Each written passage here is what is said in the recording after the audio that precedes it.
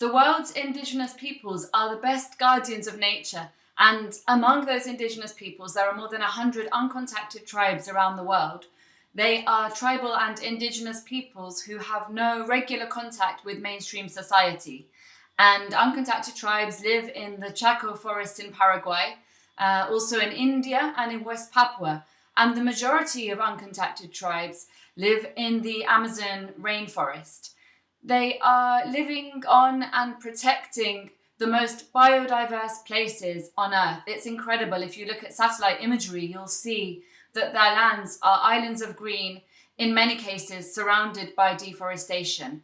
And they're protecting those lands because they depend on those lands for their survival. They have done forever, and they will continue to depend on those lands for their survival.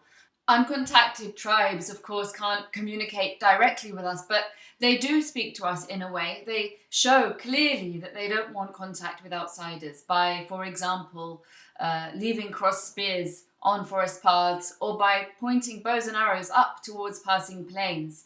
And this right of theirs to live in the way that they choose must be respected. It's a matter of life or death for uncontacted tribes. They're the most vulnerable peoples on the planet, and any invasions into their land could wipe out whole peoples through violence or through disease to which they have little immunity.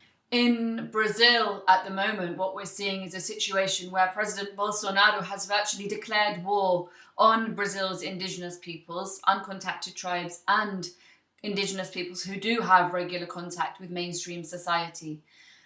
President Bolsonaro, with his racist rhetoric and with his actions and attempts to change the law to make it possible to invade and steal indigenous people's land, is committing genocide. This is not something of the past or a threat for the future. This is a genocide happening right now, and it threatens to wipe out uncontacted tribes and destroy indigenous peoples nationwide. Survival International has been fighting alongside indigenous peoples around the world for more than 50 years, helping them defend their lands and protect their lives, and now is no different for uncontacted tribes around the world and indigenous peoples more generally. Now is a pivotal moment for the survival of indigenous peoples, and for that matter, for the survival of our planet.